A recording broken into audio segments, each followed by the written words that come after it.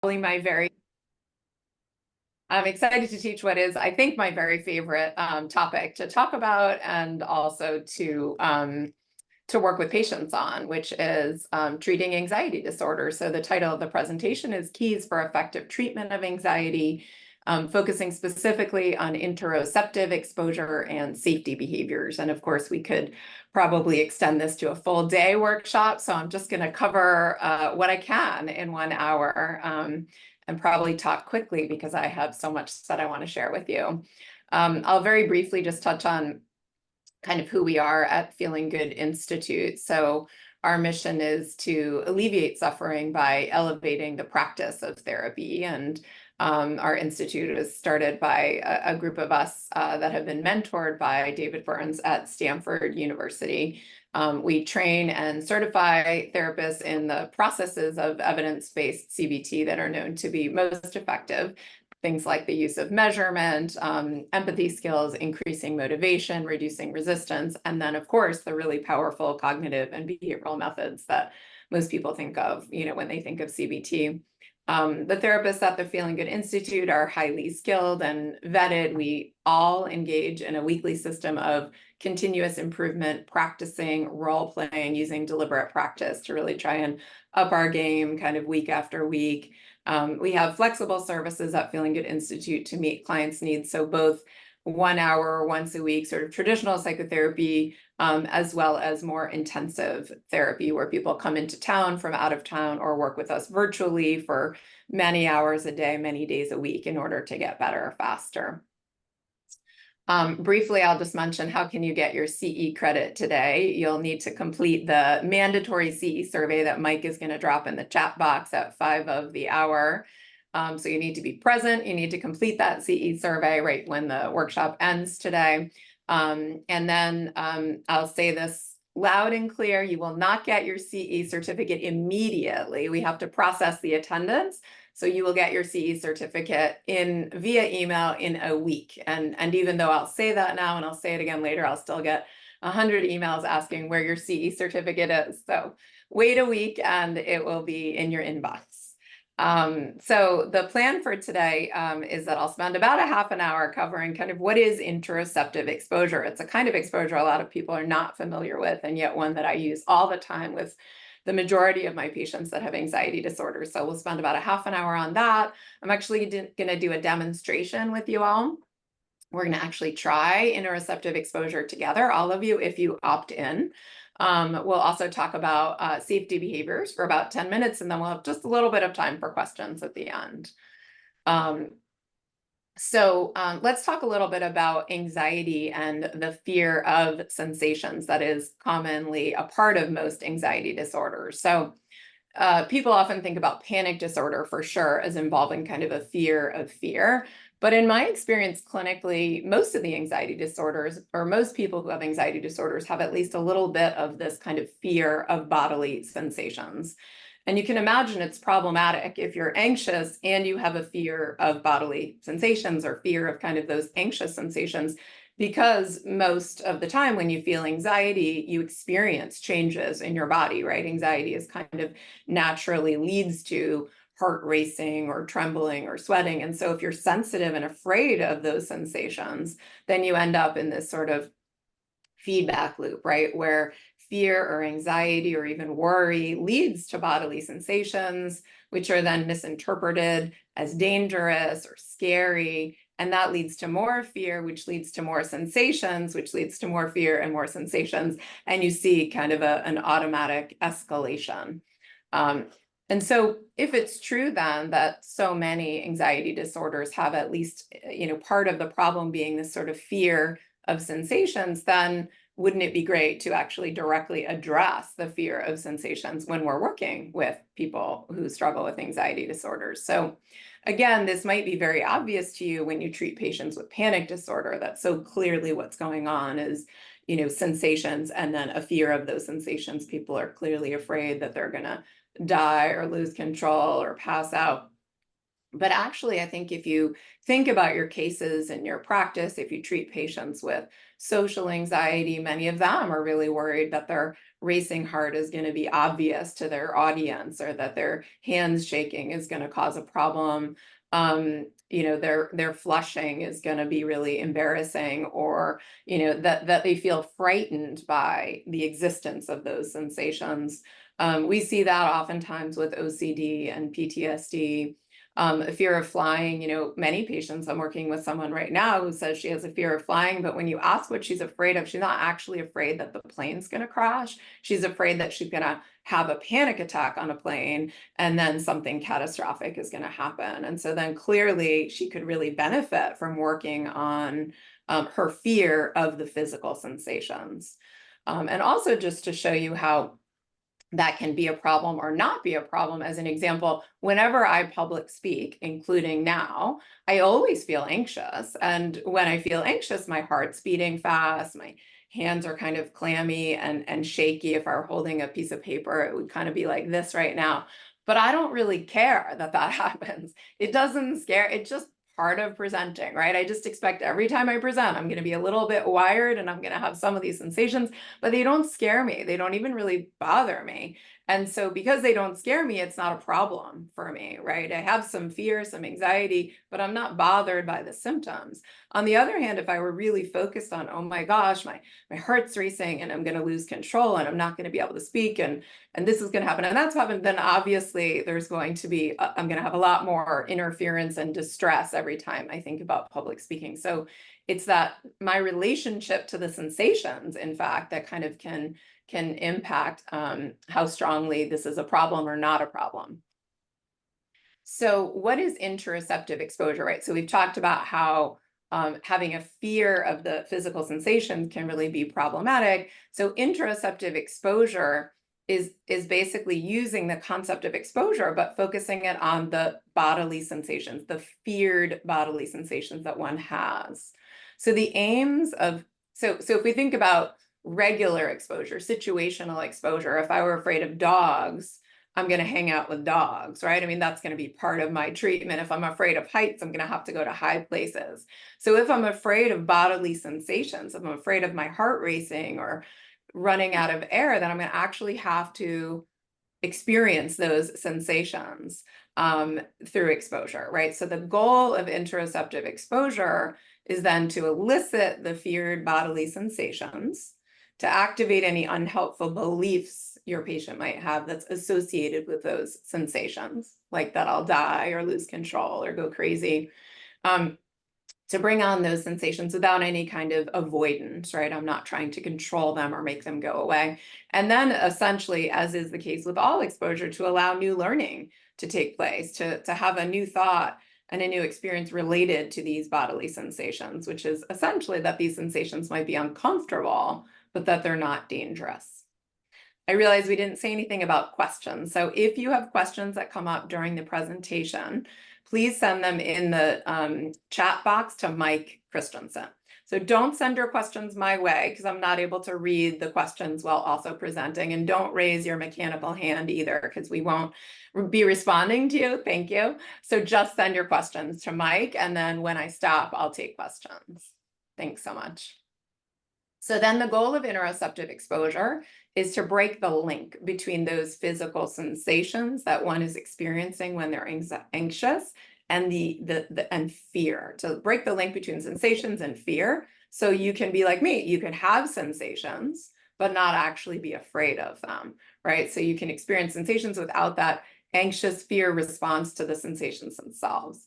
And then once that happens, then the patient will no longer be afraid of being anxious, which is half the battle. With panic disorder, it's pretty much the whole battle or most of the battle. And with other anxiety disorders, it's kind of a piece of the puzzle. It's a tool that you can have in your toolbox. So this is not a treatment in and of itself, right? It's just a method that you can use for patients who struggle with anxiety. So if we can help our patients to then not fear those sensations when they come up, then at least we can work with them with cognitive therapy or other kinds of exposure to address other aspects of their anxiety. We can kind of strip away that part of the onion, the part that's related to that fear of physical sensations.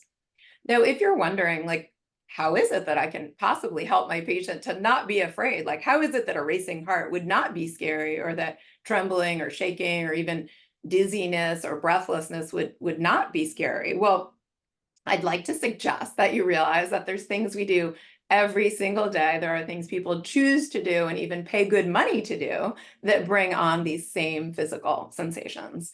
So if you exercise, if you lift weights, you're experiencing, if you lift weights, you're feeling some pain, some soreness during, after the next day, and you're willing to experience that discomfort, right? For the benefit of getting stronger. People pay money to go to amusement parks where they're scared, right? Where they experience a racing heart or dizziness or things like that. People actually do drugs, if you think about it, to feel a range of physical sensations, skydiving, things like that. So the idea why I put this slide up is for you to see that physical sensations don't have to be scary, right? And even for your patients, they may not be scary in all contexts. And so we want to kind of capitalize on this idea that physical sensations, heart racing, difficulty breathing, trembling, shaking. We want that mantra. Like, I really want the mantra uncomfortable, maybe. I mean, in these cases, they're not even uncomfortable, but they could be uncomfortable, but not dangerous, right? If I spin, I don't really love the feeling of spinning. I might even feel nauseous. It's uncomfortable, but it doesn't have to scare me. I don't have to believe that it's dangerous or that I need to avoid it. So then how does interoceptive exposure lead to change? It's essentially the same way that all exposure leads to change. And there are different hypotheses about this, and there's data supporting different hypotheses as well. But, one possibility, just again, think of it the same as all exposure, is habituation, right? That if we do the same thing kind of over and over and over again, physiologically, our body habituates or kind of gets used to that experience. Another idea is kind of a more cognitive concept, which is that I learn by facing my fear, by doing jumping jacks, and I'll show you a list of all the different things you can do, but by facing my fear, by kind of this bring it on mentality about my sensations, I actually discover that none of the things I'm most afraid of actually happen. So I have new learning. I realize I don't actually have a heart attack, even though my heart is racing so fast. I don't lose control, even though I kind of feel like I might. So we can kind of go against the concept of emotional reasoning and learn something really new about my relationship to those sensations and my safety. And to sort of combine the two, you can think of exposure as a set of behavioral experiments. So I'm going to actually do an experiment to test out the idea that if I were to have a really fast racing heart, that I would die, or if I were to feel really dizzy, that I would pass out.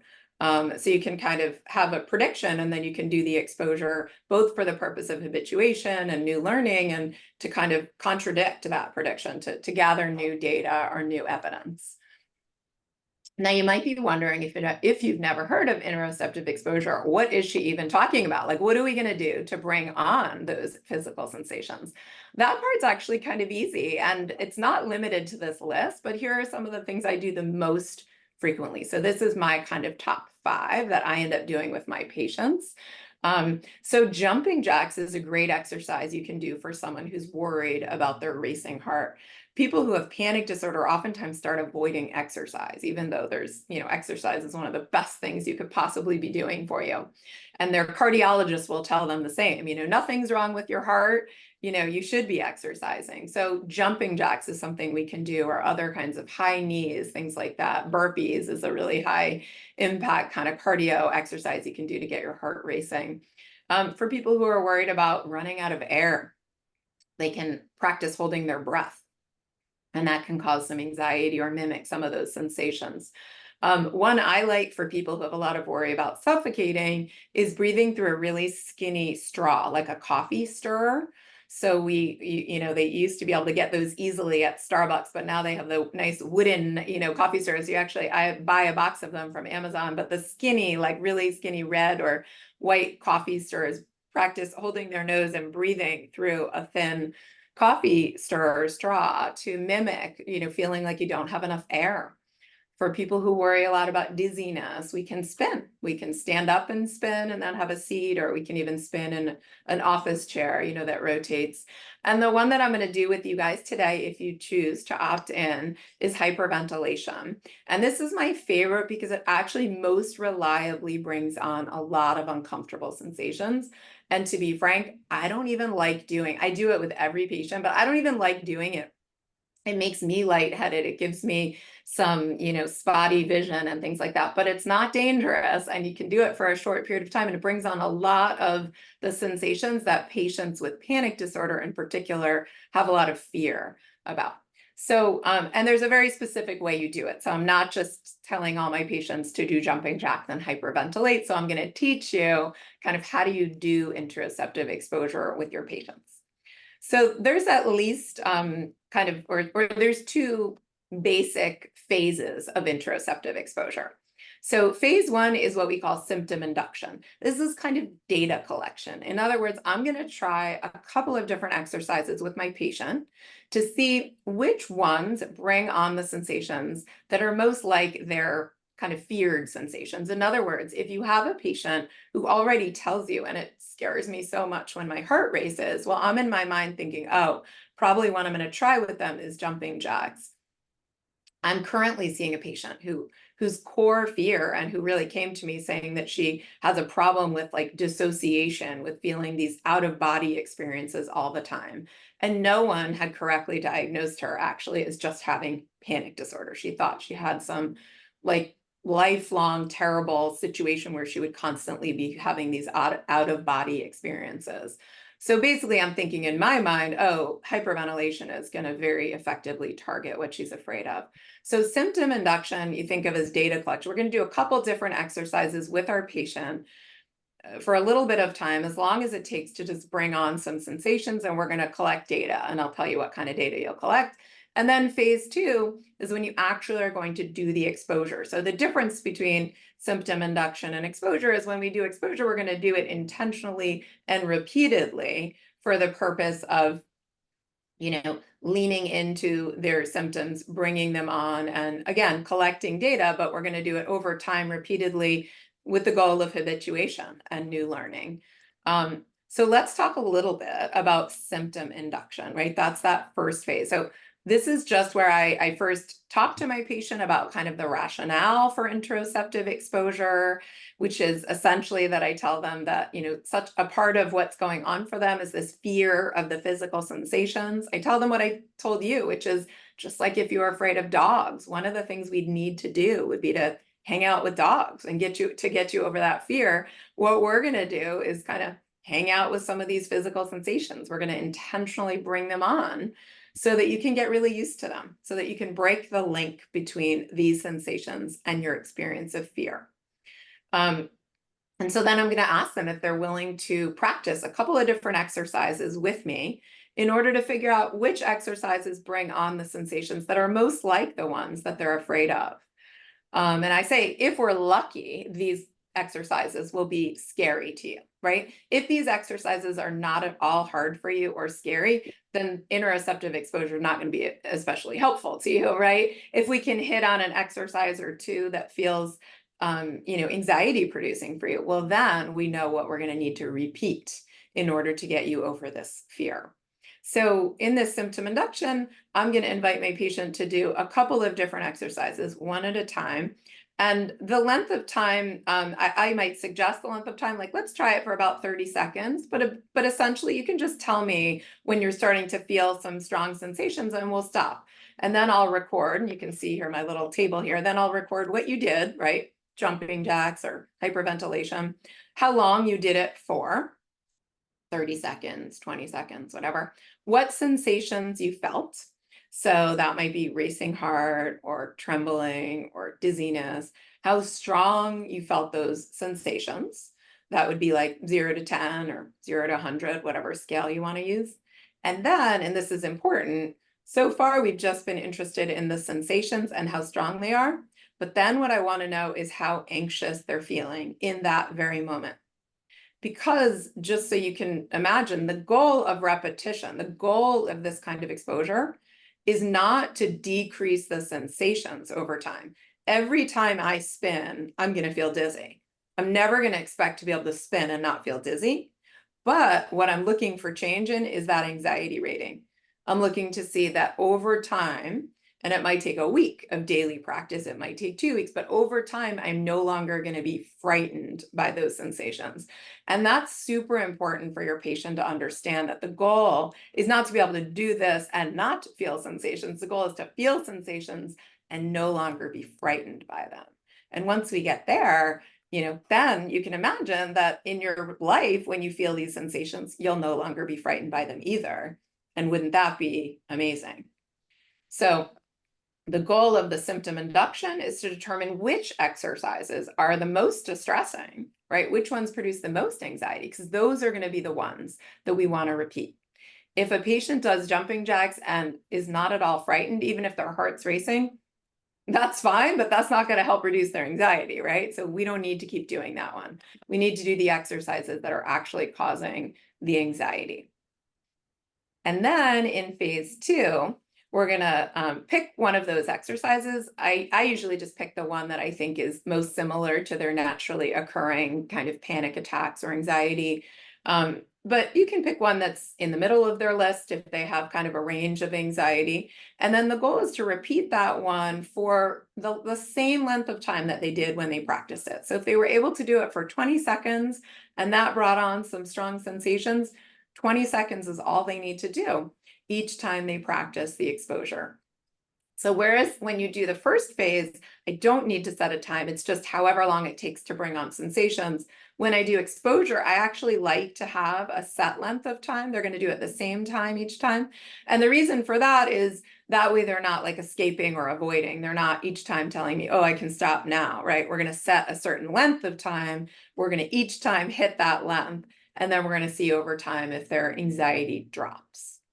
And also when we do exposure, we can ask them, and what did you learn, right? We're looking for like, well, it was really kind of scary, but nothing terrible happened, or it wasn't as bad as I thought it would be. So we can ask them, we're going to do the same table of the exercise, the sensations, the intensity of the sensations, the anxiety or distress. And then we can also ask, what did you learn? What are you thinking right now? So those are kind of the 2 phases of doing interoceptive exposure. And what I'd like to do with you guys now, and again, I'll make clear, when I treat patients with panic disorder, I'm always doing an initial screen for any kind of medical problems, right? Almost every patient who comes to see you for panic disorder, or most anxiety disorders, if they have this kind of fear of fear, has already been, to the ER, to their PCP, maybe seen a cardiologist. So most of the time they come in totally assured, and they can assure you that they have no medical problems and they've been told it's anxiety. If for any reason you're concerned that the symptoms the patient's having could be medical, or for some reason that you think doing these exercises is counterindicated, you're always welcome to check with their doctor, get a release of info, etc. But the exercises we're doing, none of them are unsafe for the average person. So, but I'll say the same thing to all of you. I would love you to do the exercise with me today so that you can see what it feels like and what it's like to walk through it. But if for any reason you don't want to do it or don't think you should be doing it, feel free to opt out. So what we're going to do now, I'm going to do the hyperventilation exercise with you. And I'm going to show you kind of how it works. And actually, I'm thinking I'm going to ask you guys to afterwards, or to right away send, and Mike, tell me, should they send it to me so that you don't get them mixed in with questions? Okay, so here's where you're allowed to use your chat box and chat me. So when you're doing the exercise, I'm going to get you started in a minute and encourage you to do it. I'll set a timer and I'll stop at 1 minute. So we're going to do hyperventilation. I will do it probably for the first 10 seconds. Every person has a different time at which they start to feel really strong sensations. And it turns out it's nothing to do with fitness. But like if I do hyperventilation for 10 seconds, I already feel very lightheaded. I start to get tunnel vision. I've done it with some patients who don't feel those sensations for 30 seconds or 40 seconds. So I'm letting you determine how long you're going to do it for, but I encourage you to do it until you feel sensations. And then send a note to me in the chat box. And it just should say what sensations you feel, like lightheaded, 6, like meaning 0 to 10. and then also your anxiety rating. So what I would love to see is that you're sending me in the chat box what sensations you felt, how strongly, and also how anxious you're feeling when you do it. Again, optional. So here's the exercise. Here's what we're going to do. This is what it looks like when you hyperventilate. So don't start yet, but what you're going to do when I ask you to start is really just breathe like this, like, so it's rapid or sort of deep inhale, deep exhale, and do it pretty rapidly. So I'm going to start my timer, and I'm going to set it for 60 seconds. But you can do it for shorter or longer. So we'll start together now. It goes like this.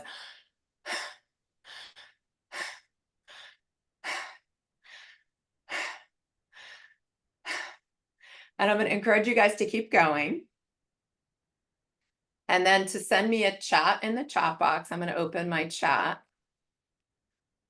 And just send me when you're done, not during, but as soon as you decide to stop, you're gonna send me a chat that just says the sensations you felt and how strong from 0 to 10 and how anxious.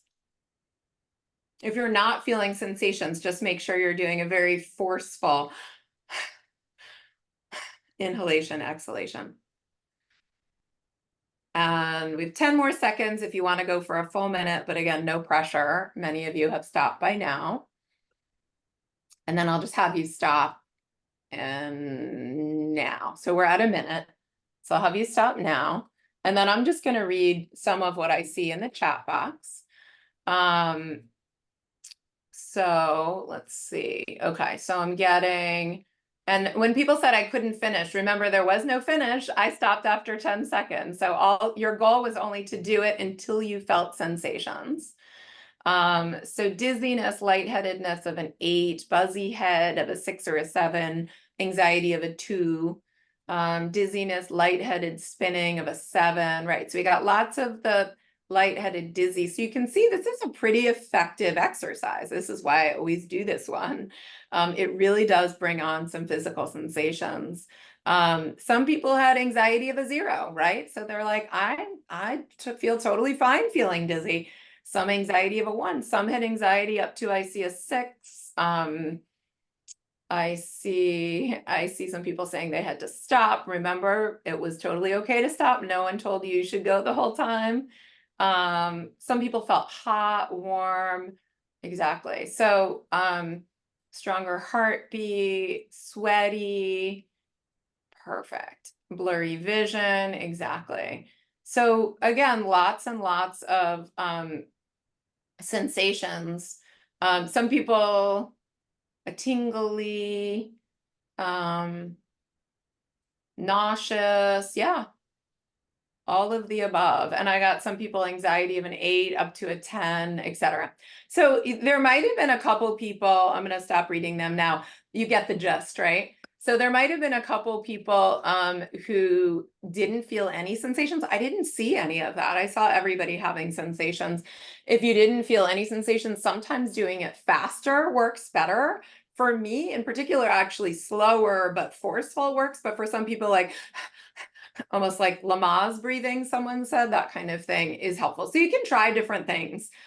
There's no right or wrong. And then I do want you to remember, because so many of you wrote, I had to stop. I do want you to remember when you're doing symptom induction, kind of phase 1, you're not setting a specific length of time. So it's stop whenever you feel strong sensations, but then importantly, record the sensations, the intensity, the anxiety rating.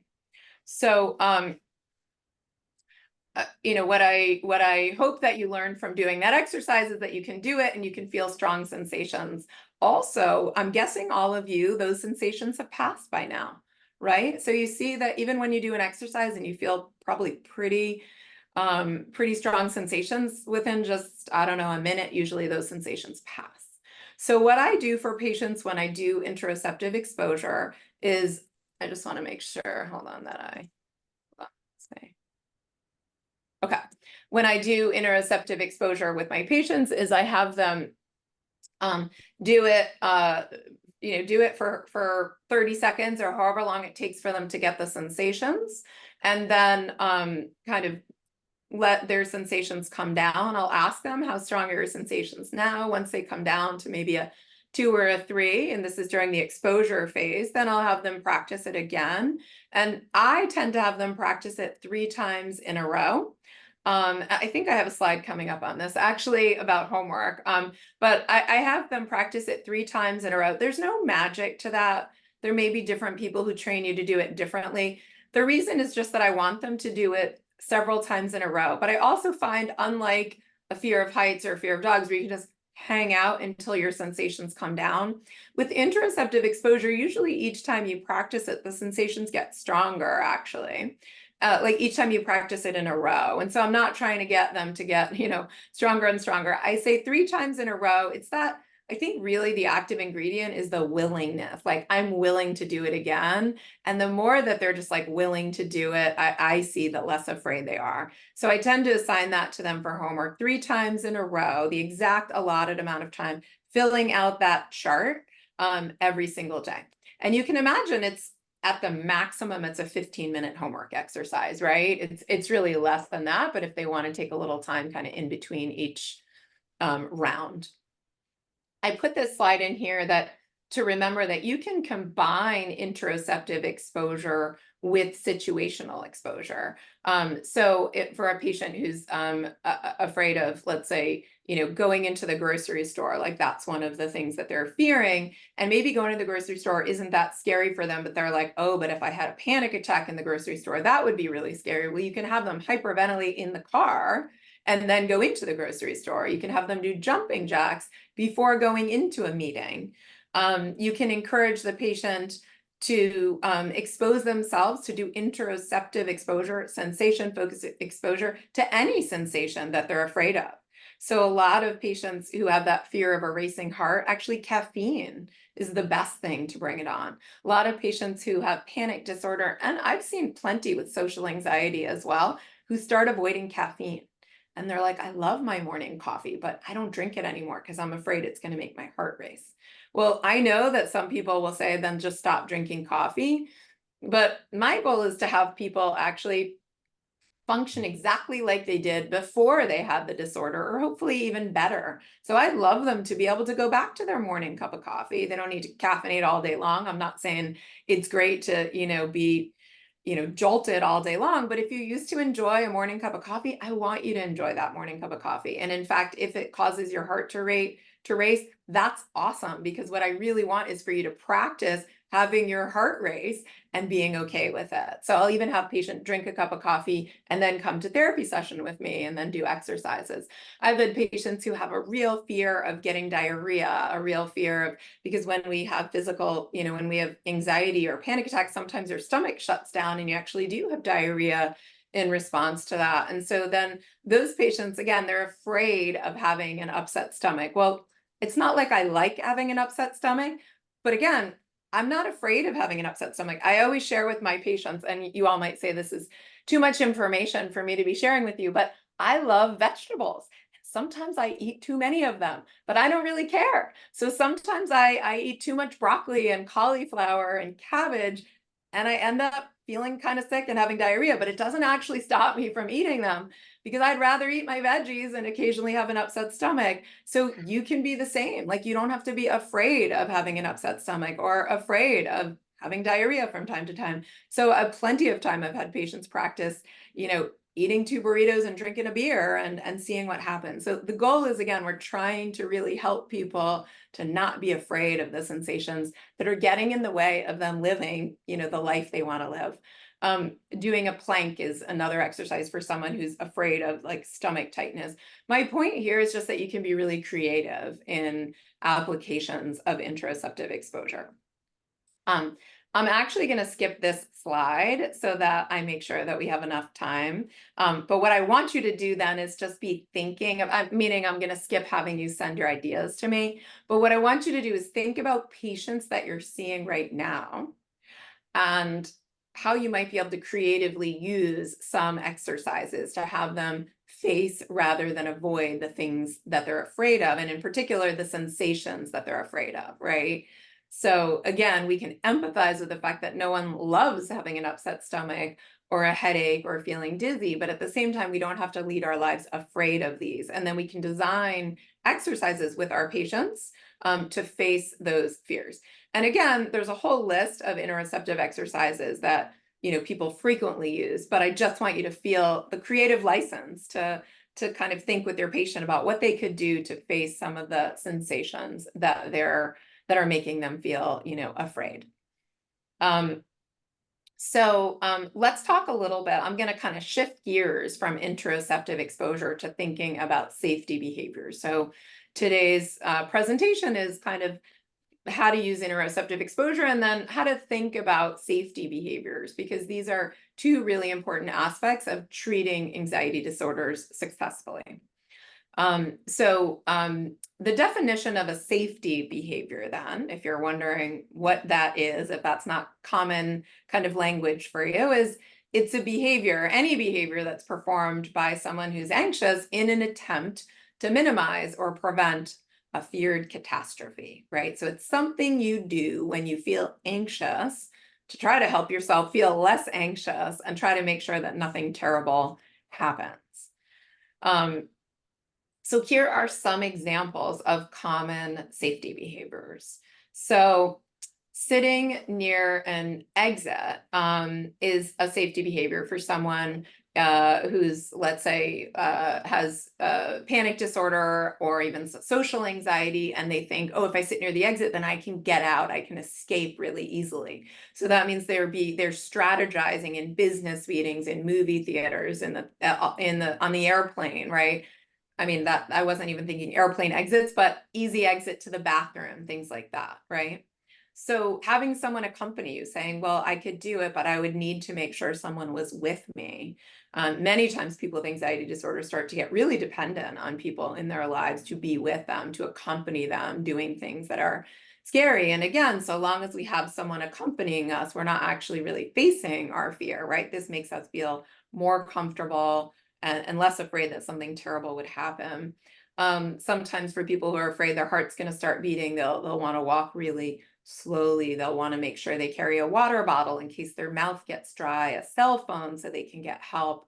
Holding on to something for support. I'll give you a story about that, I think in a later slide, about a patient who did that. Staying cool. So some patients, I mean, lots of patients will tell you, oh, if I'm driving in the car and I get anxious and panicky, I turn the air conditioning on. Like that helps me to feel better and calmer and kind of more in control. Then my anxiety won't really escalate. Lots of people use alcohol or benzodiazepines as safety behaviors, right? They're like, well, I can go to that social function as long as I have a drink before, or as long as I have a drink in my hand, or as long as I take my benzodiazepine, or as long as I carry it with me, right? I don't even have to take it, I just have to know it's with me. So there are many other safety behaviors that people engage in. And the more you get to know your patients and you ask them, tell me, like we talk about the function of safety behaviors, and then we ask them, what do you think you might be engaging in that's helping you to feel safer in that situation? The more that you're going to learn about their unique safety behaviors. Seeking reassurance, of course, is a really common safety behavior too. Verbal safety behaviors would be saying sort of self-assuring statements or mantras, right? So if one is saying, you're okay, you're okay, you're okay, or you're safe, you're safe, you're safe, things that people need to say, or even some sort of little prayer or something like that. Now, I want to be clear, I'm not anti-prayer, right? And I'm not anti-meditation. If one does something like this once a day, it's not then a safety behavior, right? Like if this is part of your daily practice, meditation or prayer, but if you start to feel like I need to do it repeatedly, I need to do it to help myself to feel better in the moment, then it's something that you're leaning on repeatedly to try to control your anxiety. It becomes a safety behavior. And why is a safety behavior a problem? You all might be thinking like, I don't know what you're talking about, Jill. These are coping strategies, right? Like, why are these a bad thing? So this is a good question. Like, why is having someone with me or making sure I have my phone or my meds or my water bottle, why is it a problem? And the problem with relying on safety behaviors is that you can still essentially face your fears. You can still do exposure, but the exposure is not going to be nearly as effective, right? Because you might sort of white knuckle it or feel okay in the moment, but in the long run, you're not actually gonna think that you're safe, right? I'm only safe if, like, I have someone with me. I'm only safe if I have my medication, which means, parentheses, I'm not actually safe, right? The message I'm sending myself is I'm totally still in danger, right? I only feel safe because of A, B, and C, which means this thing is actually still pretty dangerous and scary. So there is research that shows that safety behaviors do interfere in the success of exposure and exposure therapy. But I will also tell you in a slide or two about how you can incorporate safety behaviors into exposure hierarchies, right? Because I'm not at the same time trying to strip everything away from every patient immediately and just, throw them to the sharks. So we'll talk about that in a minute, but think about the problem with safety behaviors, because most of you are going to be like, safety behaviors are good and my patients can hold on to their coping strategy. So I encourage you to think more about kind of this side of things, which is, that you're not really fully confronting your fears if you're using safety behaviors, because you're still really trying to control your anxiety. You're not like, bring it on, show me what you got, I'm good. You're like, I'm good only if, and I control it in this way and that way, and these are the conditions under which I'm going to be okay. So you want to ask yourself, is this behavior ultimately helping this patient in the long run? And I put this example of patient at Costco on this slide because I think it's sort of a fun, sneaky one, where I had a patient who had panic disorder, and one of the triggers for him was going to Costco because it's big and the ceilings are tall and it can be really crowded.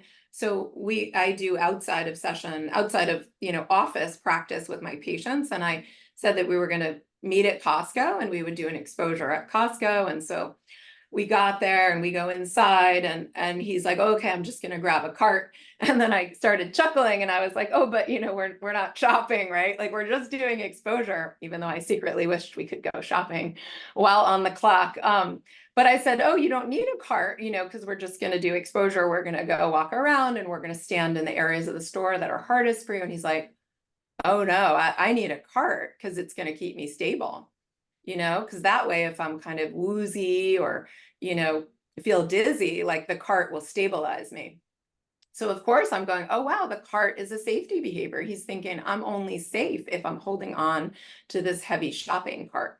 And so of course I shared that with him and we talked about it, and we had already talked about safety behaviors. So we ended up deciding, based on his sort of willingness and anxiety, that we would do exposure first using the cart, and then we would drop the safety behavior. So that kind of brings us to the idea that you can include safety behaviors in your sort of hierarchy, but you also need to know that ultimately the goal is to drop those safety behaviors out, right? Anxiety is going to be highest when doing exposure without safety behaviors. And lots of people will say, throw you in with the sharks and do it without. But I also know there are lots of therapists, myself included some of the time, who feel like, I'm going to meet the patient where they're at, and I know I can get this patient where they need to go, but I need to let them take their time. And so in that case, you can think of using safety behaviors as ways of,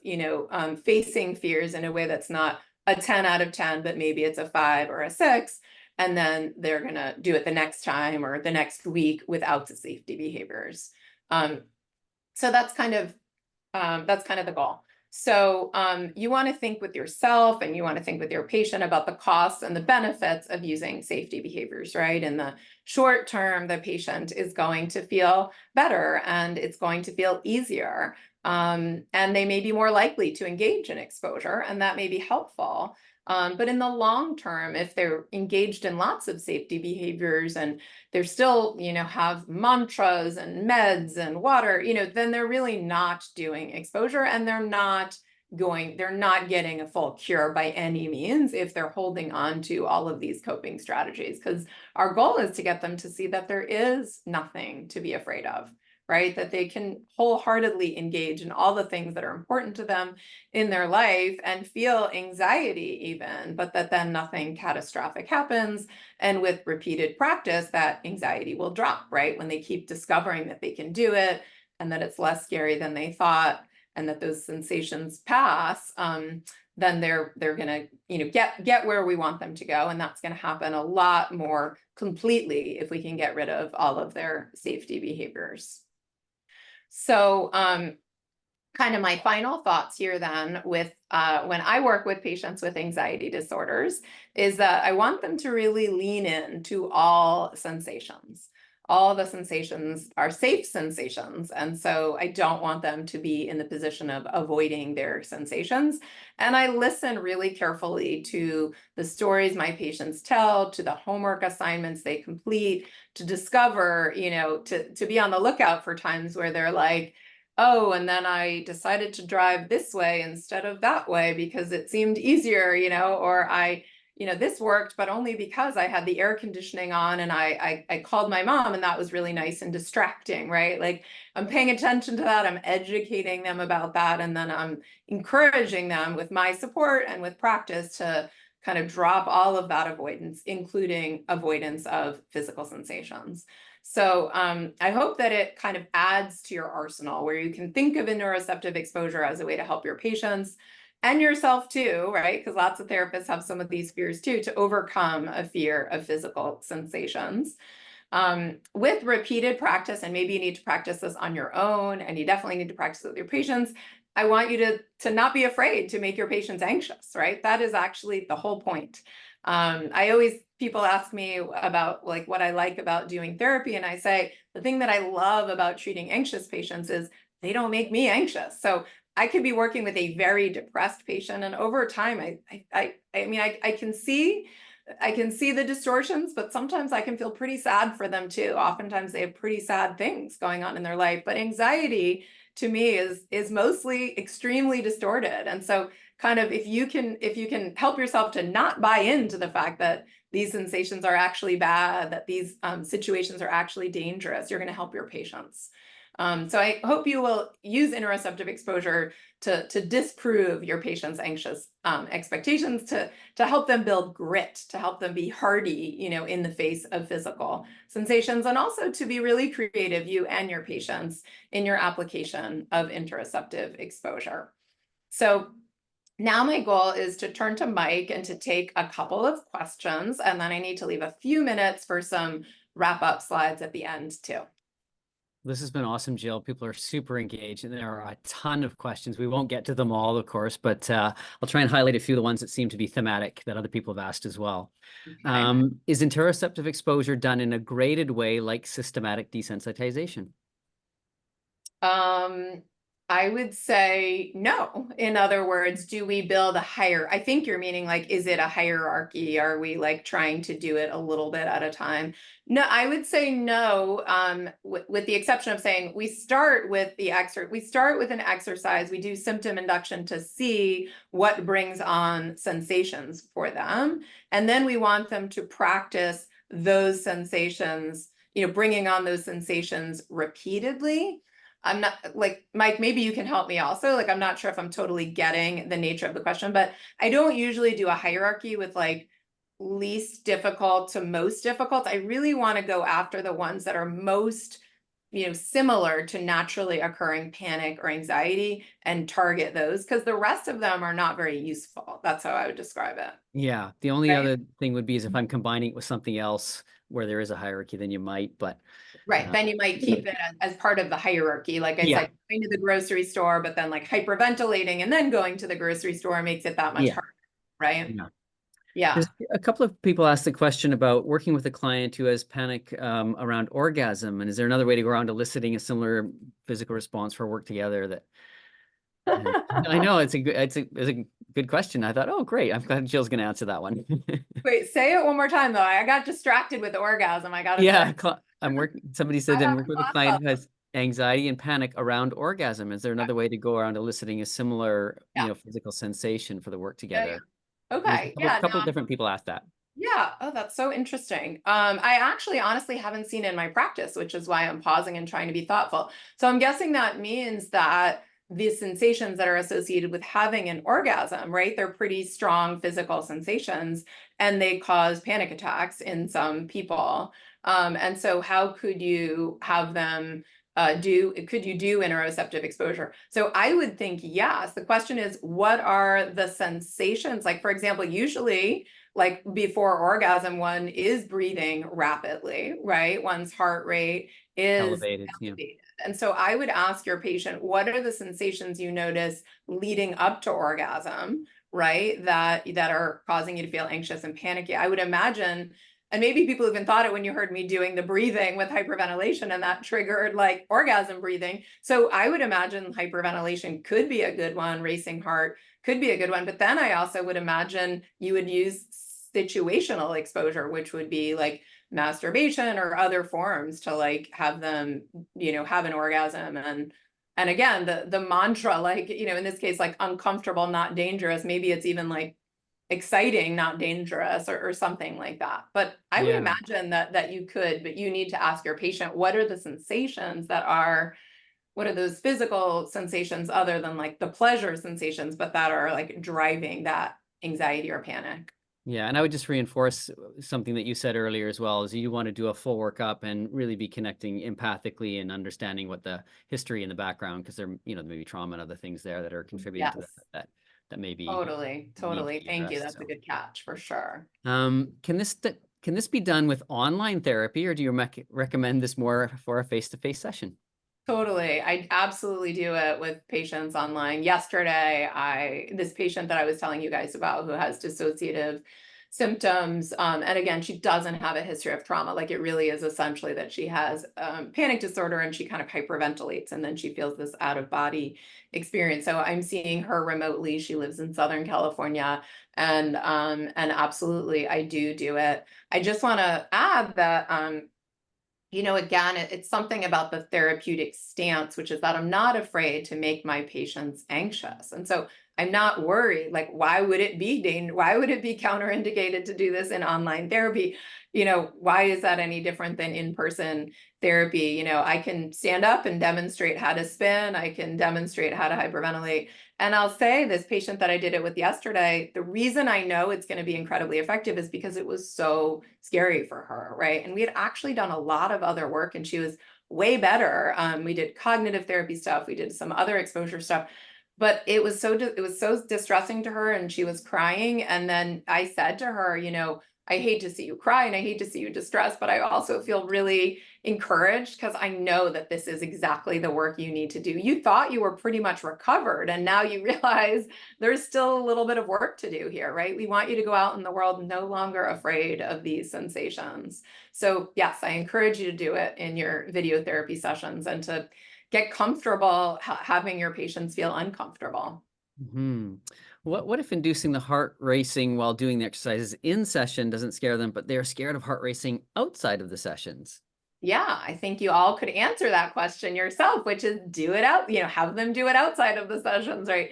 Um, it brings up a point, which is sometimes I'll do interoceptive exposure with patients in session, and these exercises won't evoke very much anxiety or distress. And so then I will say, like, rather than, oh, that was a bust, I guess this won't work for us, I'll say, this might not work for you. Like, you might not need to do this component of treatment, which is okay. But what I'd really like you to do is try each of these exercises. Like if we did 3 exercises for symptom induction, I'd like you to try each of these 3 exercises on your own at home and see, because for some people, it's way harder on their own than it is in person. And that's okay, right? It's just it's almost like you're a safety behavior for them or you're a safety signal. Yeah. Yeah, I think we have time for 1 or 2 more, Jill, and then we have a Yeah. couple of wrap-up Yeah, things exactly. to take care of. The one is, I have a hard time getting clients to agree to exposures. How do you help increase client willingness to engage? Yes, well, we have lots of other webinars that we focus on kind of the reducing resistance and boosting motivation. But I will briefly say we usually do kind of a sequence of strategies around reducing resistance to exposure that is dangling the carrot, which is, giving them a really strong rationale that I totally believe this will work, that I've seen it effective with other people. You can say there's data to support it, and kind of painting the picture for them of what things will look like, when they actually overcome this problem. And so we kind of dangle a carrot, and then we also do something called the gentle ultimatum, which is where we let them know that if we've tried other strategies too, we could probably also let them know, like with this patient, that if they're not willing to do it, I understand that and I respect that, but at the same time, I don't actually think that they're going to be able to overcome this problem. In other words, I would respect you choosing not to do it, but at the same time, I think it's required in order to overcome the problem that you're having. And then we kind of sit with open hands. We let them make the choice. We say, I'd love to do this work with you. I feel totally confident that it would work for you. And if you chose not to do this, then essentially that means choosing not to really overcome your panic disorder. So some version of that. One more that seemed to be thematic is a few kind of asked, are the safety behaviors discussed different from OCD compulsions, or are they considered kind of one and the same? Many of the examples provided sound like compulsions. Right. Okay. And then Mike, I'll also ask you to drop the link for the CE survey in the chat box while I do the remaining slides. But yeah, I would say, of course, we can think of compulsions in the case of OCD as very synonymous with safety behaviors. But safety behaviors in other anxiety disorders are not necessarily compulsive. They're not necessarily things you need to do repeatedly. And they don't always have the same kind of superstitious sort of thinking that an OCD compulsion has, but I would say they're very, very similar. So that's like a very good catch to make. And I know that people who work with OCD there's different thoughts actually about the function of safety behaviors in the treatment of OCD as well, which I won't go into now. But there is some, I think, kind of new and emerging data and beliefs about the use of safety behaviors in the treatment of OCD.